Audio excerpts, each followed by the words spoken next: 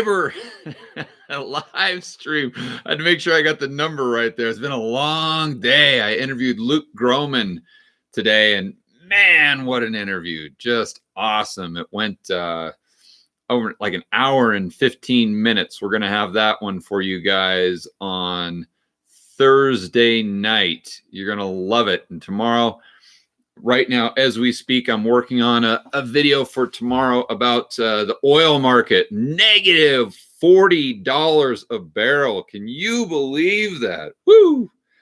All right. So I don't have too much time, guys. I really appreciate you joining me for this celebratory live stream. First of all, I want to thank everyone for watching the videos, and I say it often, but probably not enough, that the whole team, myself, Sebastian, Thomas, Danny, Maria, Kayla, we've brought on a gentleman by the name of Gene to help manage the website. We all understand and value your time. We know how valuable it is. And so for you to take time out of your schedule, daily or weekly or whatever it is, to watch a 20-minute video that we produce, it's really extraordinary. And we don't take that responsibility lightly. And we sincerely appreciate it because we know that there are other things that you could be doing with your time. So, I mean, I don't know how to thank you guys enough, but we've grown the channel to 100,000 subscribers in maybe 8 months or so when we started uploading videos. And I know getting to 100,000 is a great thing to achieve, but to do it in 8 months or 9 months, such a little time frame, is really extraordinary. So, and I want to be very clear. First and foremost, I want to thank the editors. I want to thank Sebastian. I want to thank the team, because you guys see the end product, and I get a lot of people that tell me, "Oh my gosh, George, you're very good at breaking down complex topics into simple, digestible bits that we can all understand, and using the whiteboard to make things just understandable, I guess." But you got to you've got to keep in mind that it's really about the editors and Thomas and Danny, and the way they work the whiteboard. It makes it sound like I'm explaining it probably a lot better than I actually am, if that makes sense. So first, I want to thank the team, because this is not really about me. I'm maybe 20% of it. They're probably 80%. So let's give credit where credit is due, first of all. And then, of course, the whole community. You guys are great. I know the amount of views we get per video relative to the amount of subscribers we have is just through the roof. Generally, it's 10-20%, and our videos get 70, 80, sometimes 100% compared to the amount of subscribers we have. So what that means is that you guys are just tuning in every single night to watch every single video. So we really want to thank you for that. So what I've got, guys, is, of course, we're on lockdown, and I don't have really any glasses. And if I do have glasses, Kayla knows where they are. Kayla is the gal that does all our cooking and cleaning and shopping for me. I don't know where my glasses are. But I found this jar right here. So I put some ice in it. I've got some water, and I don't really have any alcohol here, but I did get this, which was given to me, and I have no idea if it's good or bad, but it's Canadian whiskey. So I'm hoping it's decent, but we'll see here. So I'm gonna have a stiff drink with all of you right now. I've had people hit me up on Twitter today saying that they already started drinking in preparation. So hopefully, yeah, let me look at some of the comments right here. Oh, we got Cerveza. Congrats, George. Yes. David, thank you. The content, top notch. All right. Tell me who's got a stiff drink with them right now. We can go ahead and toast to 100,000 subscribers. Let me see who's got a stiff drink with them right now. Let's see. Oh, George's buy rum. Me. Okay, so Taylor is saying me. Leo saying me. I do church. Bryce is saying me. I got a blunt. That's funny. Everybody. Let's see. I have one. Kevin. Got a lot of people smoking joints. All right. Well, whatever floats your boat. I guess that's whatever you got to do to take the edge off when you're looking at the Fed's balance sheet.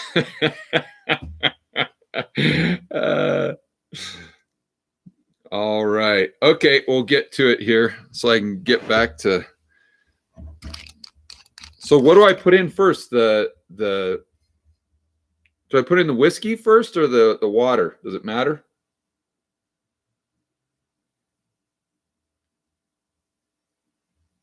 You put in this. Arthur's saying you put in this. No, it's not. It's what do I put in first, guys? Does it matter? It won't matter. All right, so we got the whiskey here. All righty, you got that. I got to add a little bit of water. I know it's supposed to be a stiff drink, but I got to do something to it. All right, this is as good as it gets when you're on lockdown in Colombia. All right. So guys, cheers. Thank you very much to all of you for watching the videos, and we really appreciate it. Stiff drink time for all of us.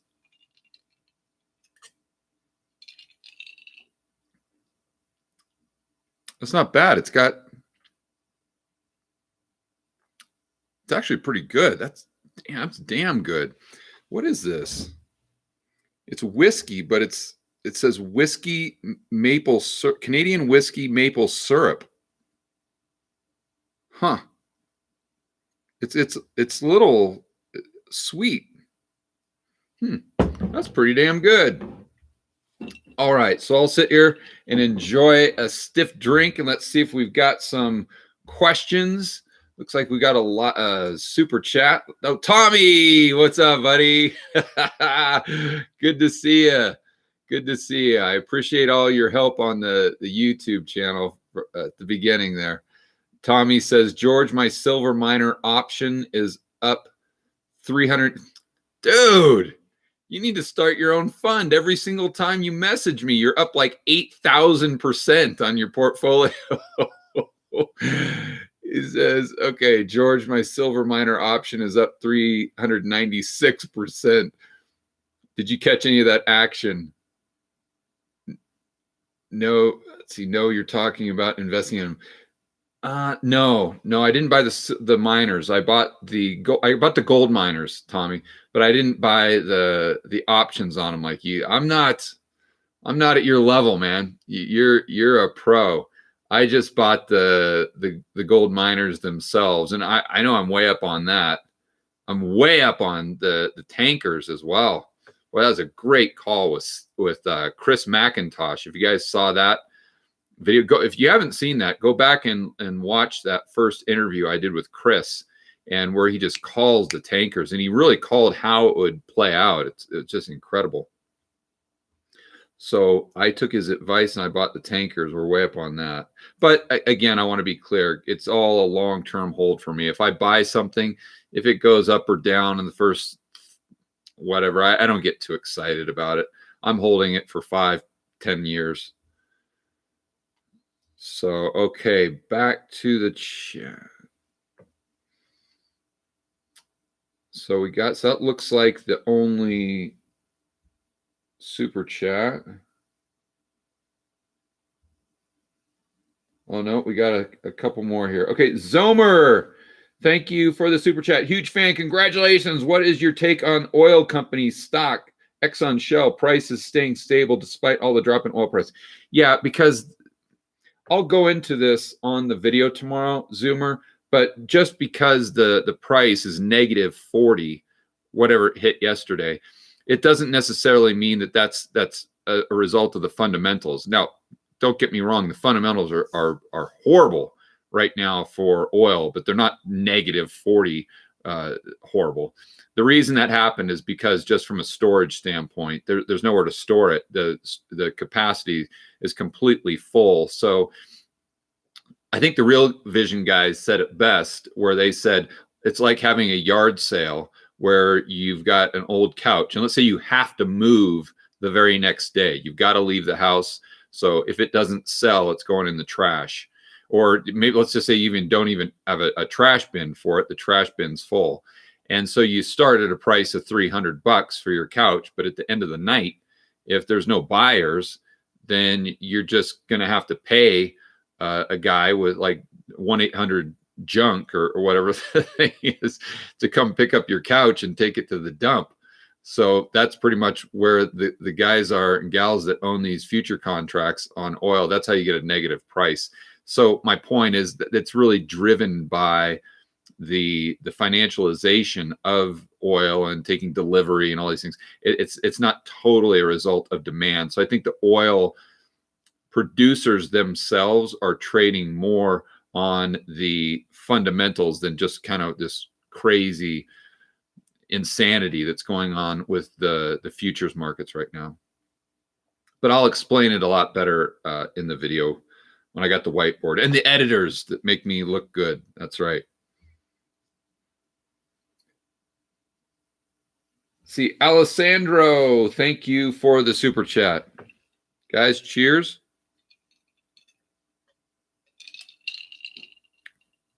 It's actually really good. Man, that's good. I got to remember that. Sortilege. Product of Canada. Yeah, good stuff. All right.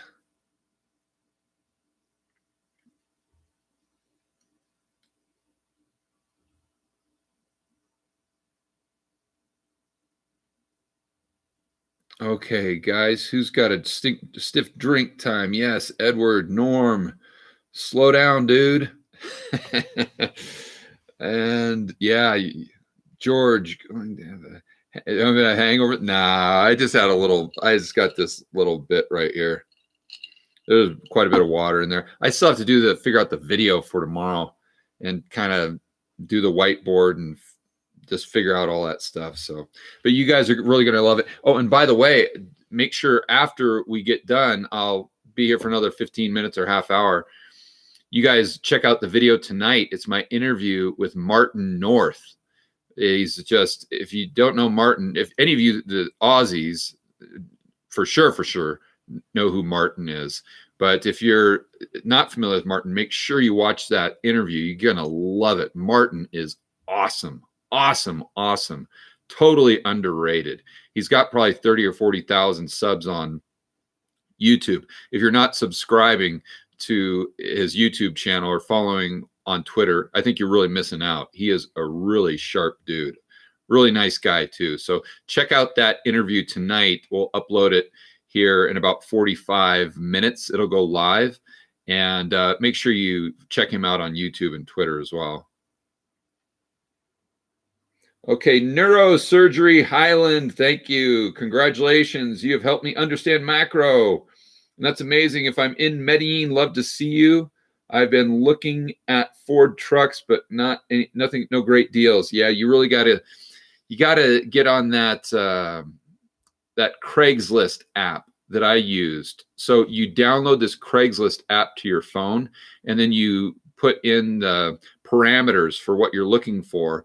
And every single time something pops up in the specific region, it automatically shoots you an email. And that's when you get the deals right away. And you can be the first person to call on the truck before anyone else gets to it. So that app is called Search Tempest. I think it's .com, might be .net, but it's searchtempest.com or net. And that's where I would go and have that just shoot straight to my phone. So bam, I'd look at my phone. I'd have an email right there from Search Tempest. I'd check it out. And if it's a good deal, I'd call on it and try to make it happen.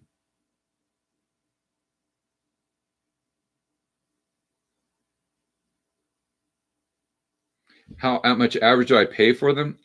It really depends. Like if I'm buying a 460, I could get those super cheap in California because gas is so expensive.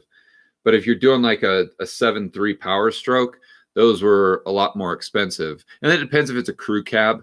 Like if you get like an OBS style crew cab that's like a 7.3, I mean, oh my gosh, the price on that's like the holy grail truck right there. So the price is going to be crazy, but still there's going to be tremendous margin in there if you buy right.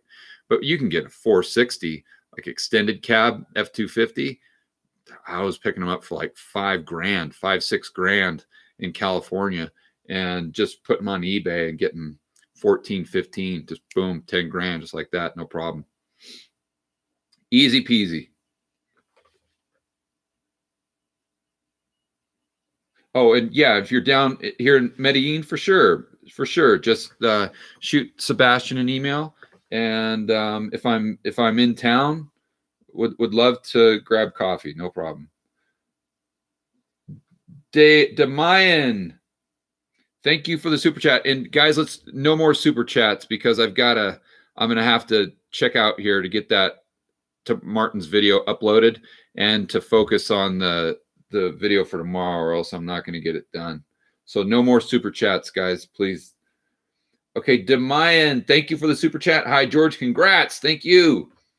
Have you ever researched or thought about what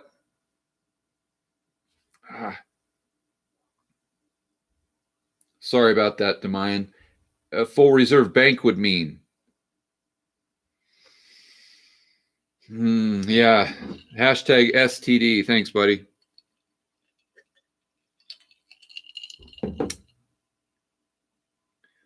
Full reserve banking system.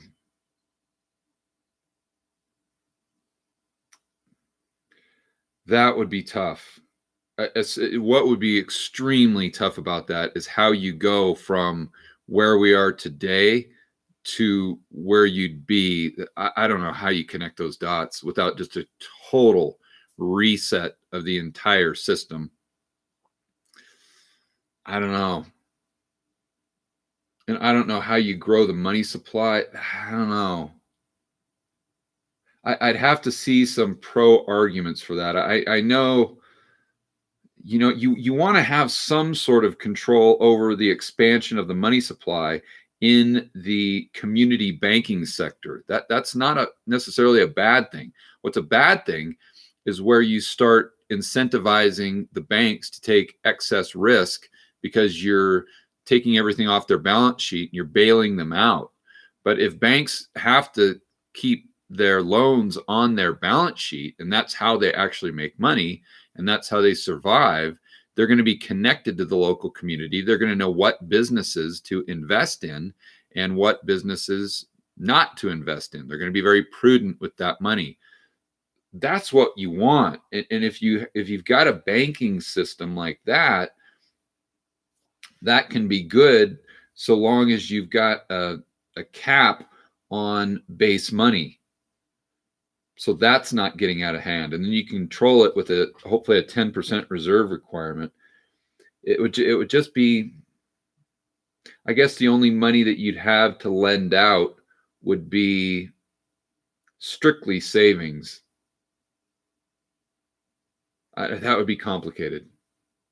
I think it'd be a lot easier, and it would be just as or almost as beneficial to just cap the currency, the base currency or the base money, if you want to call it that, and then just make sure that you don't bail out the banks and you just take it back to the way banking was. It worked well for a long time until we started all this nonsense and shenanigans with the Federal Reserve.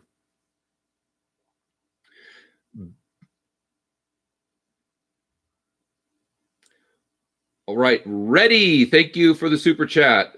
Favorite video is regarding gold standard creating a boom. Do you think Russia OPEC oil war might actually collapse petrodollar and force return to gold standard? That reminds me. I forgot to ask Luke a specific question. I forgot about that. I was going to ask Groman how much the collapse in the price of oil affects the dollar demand because of the petrodollar. But I forgot to ask him that question.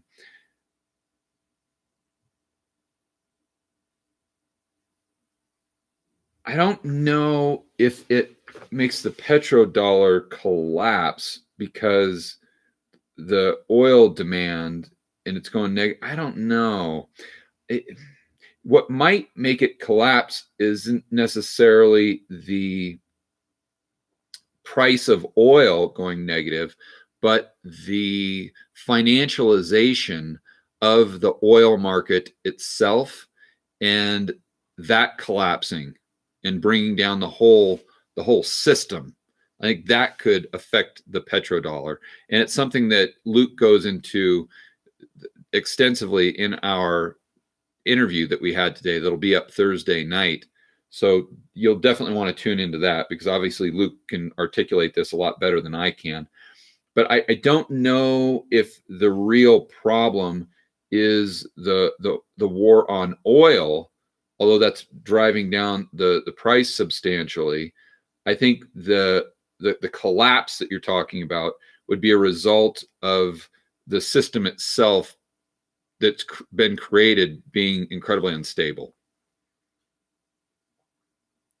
Okay, Billy, thank you for the super chat, buddy. Appreciate it. Graham, congratulations on the 100,000 subscribers. Thanks, Graham. What do you think the likelihood is of a bail-in? In the UK, legislation was put in place after the credit crunch. I don't know if you're going to see a bail-in the way you're thinking, Graham. I think it's more probable that we have a bail-in when they ban cash and then they take interest rates negative, if they do that. I think that's your bail-in right there. Or an even more realistic bail-in would be just taking, I mean, you're kind of, you almost have a bail-in right now if you think about it, because interest rates are negative in real terms.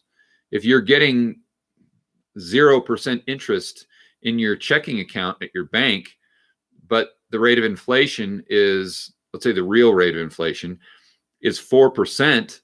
I mean, how is that not a bail-in? It's doing the exact same thing. It's just taking 4% of your purchasing power per year. And so I think that that's the most probable outcome, is that the Fed will just keep interest rates negative in real terms, adjusted for inflation, for the next 10, 15 years. And it's just a death by 1,000 cuts. And that will be your bail-in, which you won't have any control over unless you're in precious metals and your gold, you're in physical assets.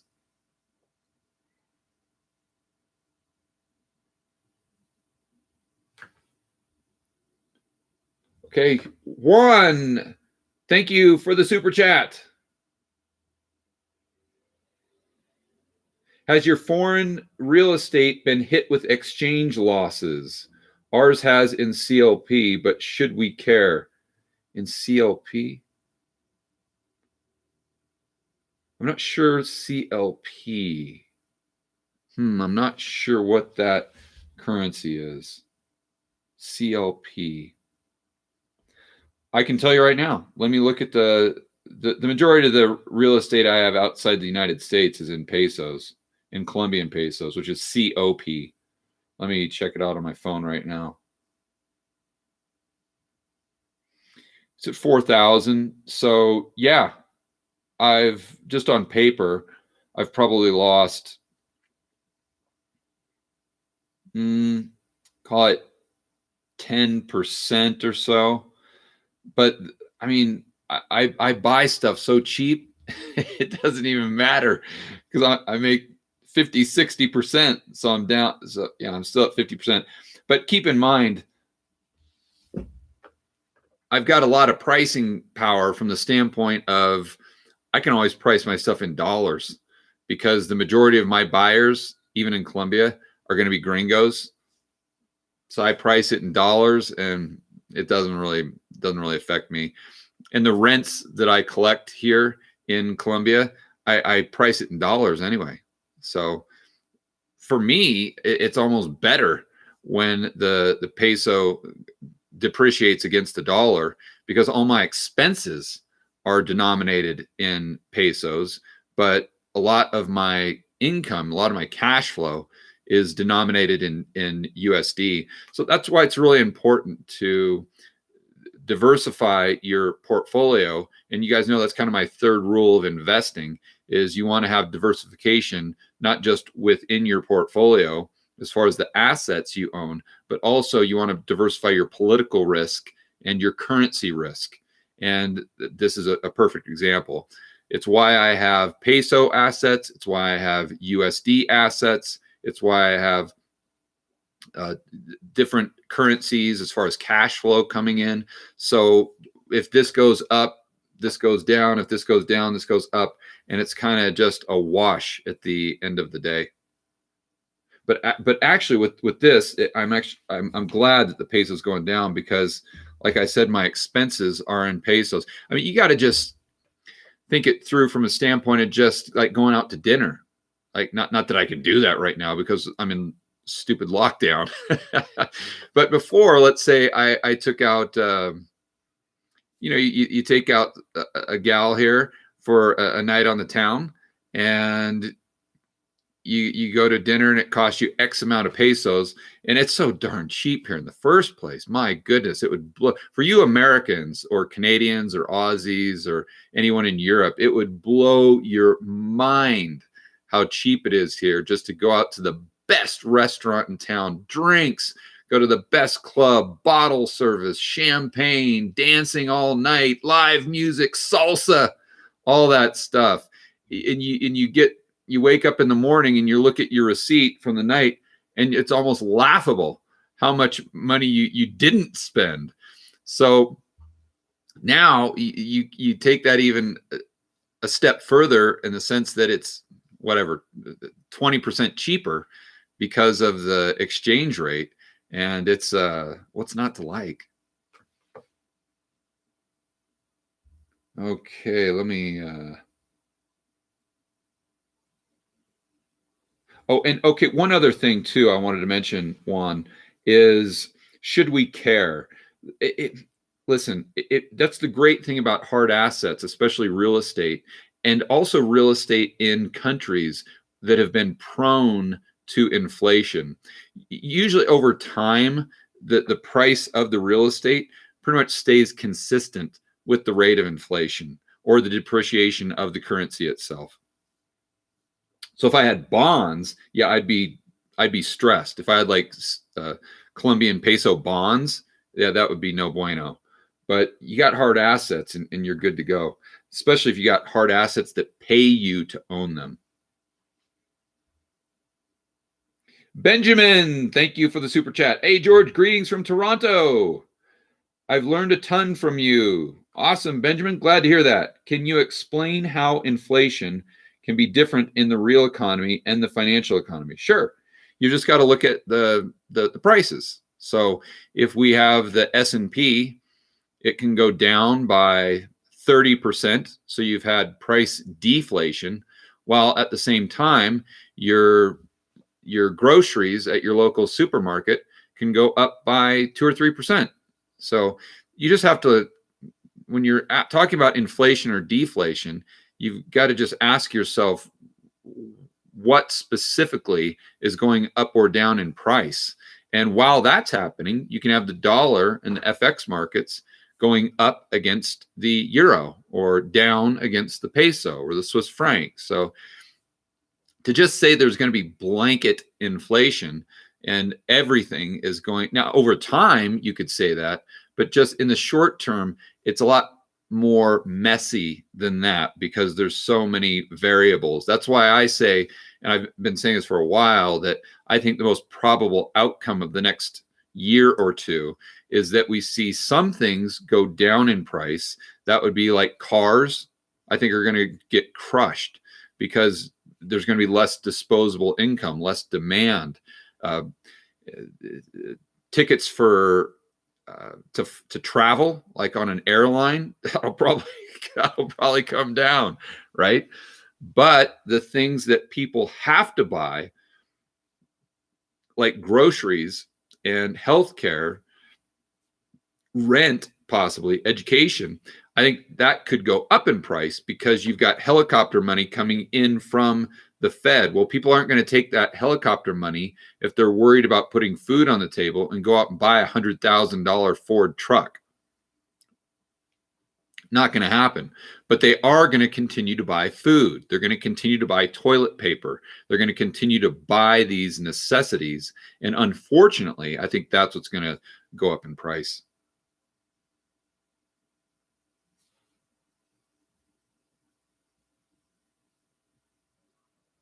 Ike, thanks for the super chat. Opinion on coal after the 10-to-1 reverse split?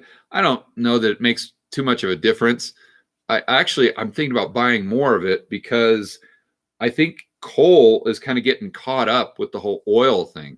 Like, just because it's in the energy sector, it's being sold off. Now, I could be completely wrong, and I haven't really had time lately over the last couple of days to research it. So do your own research, do your own due diligence. But just when I'm kind of checking my quotes on my phone, it looks like coal's kind of being dragged down because of the whole oil thing. But really, I don't know that they're that connected from a standpoint of the technical problems that oil is having. As far as the fundamental problems, yeah, I totally get it. Geo Rob, thanks for the super chat. Congrats on the 100,000 subscribers. Thank you. Take another swig of that drink. That is good. You know what this tastes like? You guys ever had like a Crown and Coke or a Jack and Coke, something like that? That's what it tastes like with just the water. Man, that was a great gift. Okay. Okay, back to your. Sorry, I got way sidetracked there. Sorry, Geo Rob. Back to your question. Congrats on the 100,000 subscribers, my friend. Your success is well deserved. I appreciate it, Geo Rob. You're a great man, and your videos are all just fantastic. Congrats to you and your staff. Well, again, guys, we got to give credit where credit is due, and that first starts with Thomas and Danny, the editors that make me look a hell of a lot smarter than I actually am. And they make things a lot easier to understand than I could explain them just on my own. So let's give most of the credit to them. Let's see. Podrinovic, hopefully I'm pronouncing that right. Thank you for the super chat. Will, thank you for the super chat. George, congrats on the 100,000. Thank you, Will. We'll drink to that. You've stated that real estate is going to decline in real prices, but may stay flat or rise in nominal prices. Yeah. Is the next year great for buying despite nominal price? It all depends on the seller, Will. That's what's great about the real estate market is it's extremely inefficient. So even if the market's high, if you can find a motivated seller, then the deal could make sense. So I hate to just make a blanket statement that now is a good or bad time to buy. I would be a lot more picky right now because I think nominal prices could even come down over the next year or two. I'm not saying they come down by 50%, but they definitely could come down by maybe 5, 10%, something like that. It's in nominal terms. So if you've got a deal right now that cash flows, you got a 1% RV ratio, great neighborhood, great house, you want to keep it long-term, debt's obviously super cheap. As long as you're buying it with 30-year fixed rate mortgage, I'd consider it. But if you don't have just a smoking deal right now, I'd hit the pause button. And I know that even Jason, my buddy Hartman, is saying that, and that's his business.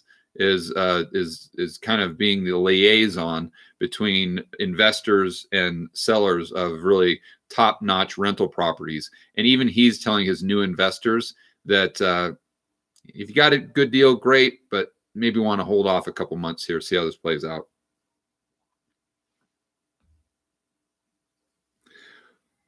Okay, let's see. I think we might have had a couple extra super chats.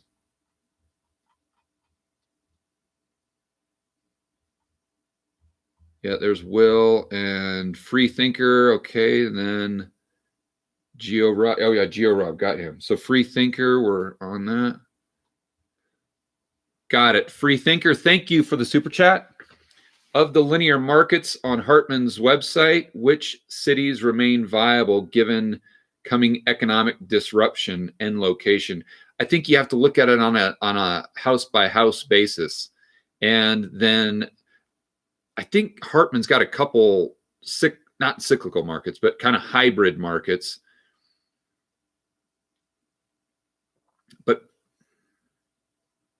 I would call one of his investment counselors, I think is what he calls them, and just say, listen, I'm really only focused on linear markets, A neighborhoods.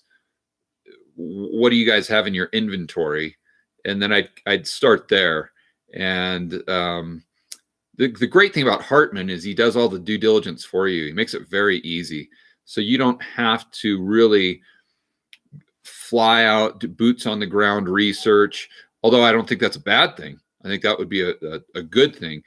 I mean, ideally, if you saw a market that Hartman's in right now, and I would kind of look at where his inventory is, fly out there if you can, maybe after the Cerveza sickness, and check it, to do boots on the ground. Just look at the neighborhoods, walk around, see what the shopping, the restaurants, the cafes look like around there. Check out the schools. Do they look ghetto? Do they look great? Do they look like somewhere where you'd want to send your kid to school? And if the answer is yes, then you go, okay, I'm going to keep that one on my list. And then just wait for, if Hartman's got inventory that fits what you're looking for, fantastic. If not, just be patient, because that's what he does, and that's what he does so well. He's been doing this so long. I mean, he is an OG at this game, and so I'd kind of offload most of the heavy lifting to Hartman and his team, while at the same time trying to, if I can, do some boots on the ground research on which markets I like best in the neighborhoods within those markets. Like I talk about Kansas City all the time, but if you notice, I don't just say, okay, Kansas City as a blanket statement. I always say, I like Kansas City, but I like specific suburbs. I like Blue Springs. I like Lee's Summit, anywhere in there. And I like parts of Independence, but there's parts that are good, parts that are bad, but pretty much anywhere in Blue Springs and Lee's Summit is great. But you could, so if Hartman's, let's say, in Little Rock, well, you could go out there, look at the neighborhoods where he is, go through, rent a car, just drive for dollars, drive up and down the streets and see what you think of those neighborhoods. And then, like I said, if he's got some inventory in a neighborhood you like at the time, maybe consider it. If not, just wait until he does. So that's kind of how I'd play it.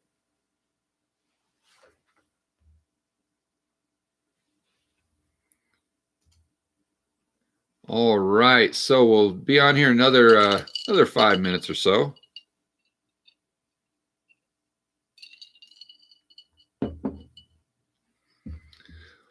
We try to read what's going on in the chat.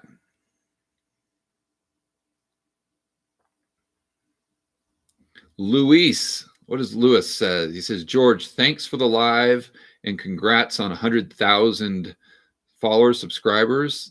I appreciate it, Luis. Question, would you invest in tourist-based places outside the United States after Cerveza? You know what, Lewis, you could get some cheap stuff out here. I don't know about Mexico. The thing I don't like about Mexico is they have the 99-year lease thing. I don't know. It kind of rubs me the wrong way. I know there might be parts of Mexico where you can own it outright. That's why I like, and I think Bali might be the same. But as far as Colombia, it's just the exact same as the United States, where once you buy it, you own it forever, unless you sell. But my point is, like Medellin here prior to the Cerveza sickness, Airbnb was huge business, because the amount of tourists that are coming in every single year has just grown and grown and grown and grown. You've got to look at a country like a brand, like Coca-Cola or Ford or Apple. In the sense the United States has a great brand, but it's kind of going down. And Colombia also had a brand back in the 1990s and early 2000s. When I said the word Colombia, Medellin, boom, you think Pablo Escobar and cocaine. But just you think that and you're going to get kidnapped. That was its brand. And to this day, that's still what a lot of people wrongly think when you say Medellin, Colombia, but it's changing. It's changing quick.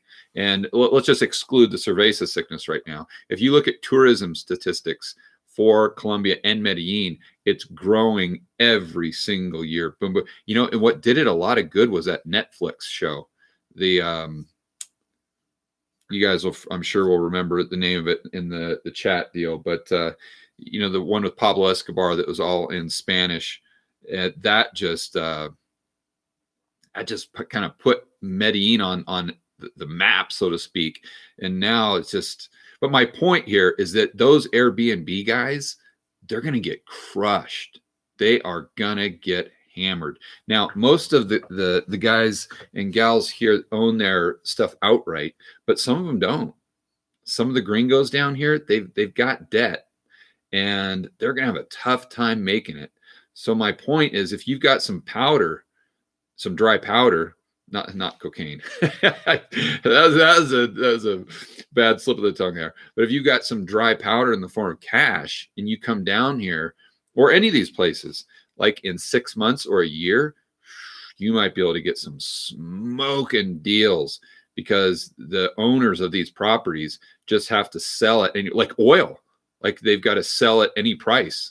You can find an apartment down here. They'll pay you to take it. You can get it for negative $40, like oil.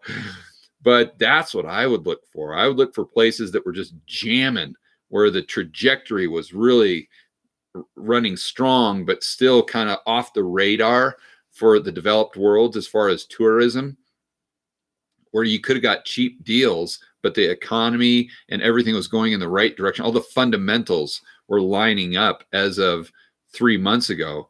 And then just look where I could pick off some smoking deals and find some really motivated sellers. You could be onto something right there for sure. That could be good. Looks like we had another super chat come in.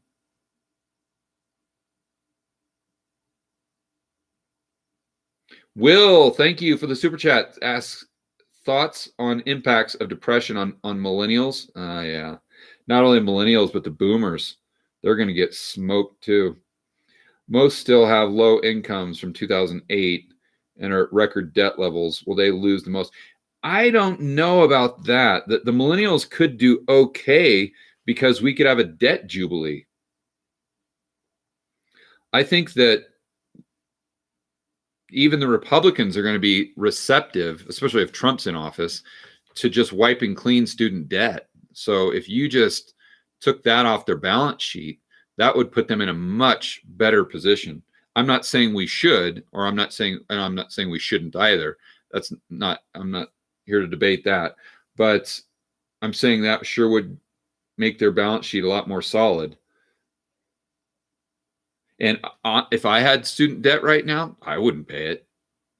I think there's a very high probability that slate gets wiped clean. Now, I think they're going to be dealing with another economy that is going into a recession, depression, that's just going to get even more fragile, even if they're able to continue to kick the can down the road. So they're probably going to get pretty damn frustrated. I mean, they came into the job market in a massive crash in 2008-9. Now, all of a sudden, just as they're starting to do well, you get the cerveza sickness and they get crushed by another depression and they lose their job again. And so good and bad there. I think who's going to end up doing really poorly are the retirees, because they had their 401k that they're heavily reliant upon. And if that takes a 50% haircut and the prices of goods and services they buy go up, meaning their social security check or whatever retirement check they're getting has a lot less purchasing power, they're going to have problems. They're going to have real problems. And quite frankly, I think that's bullish for places like Colombia, like Mexico, or all of South America, where the retirees and baby boomers that are on a fixed income, they're gonna look to these places for an increased standard of living, where their purchasing power goes a lot further.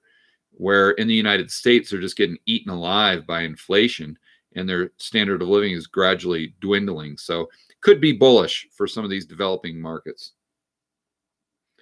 Oh man, I get more guys. I really, really appreciate it, but I've got to, please, no more super chat. I got a ton of stuff to do tonight.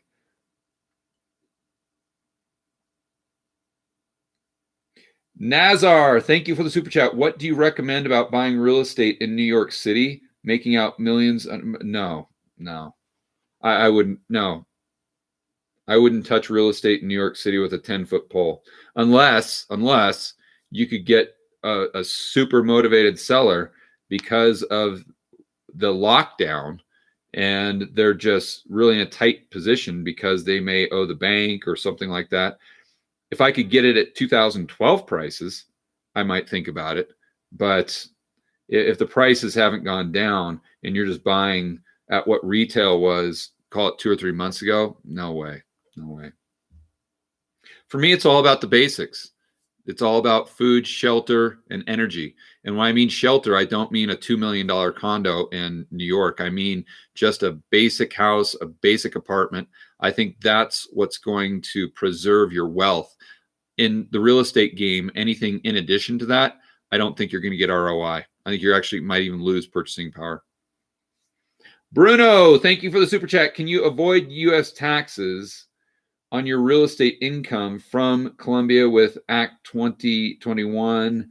No, you cannot.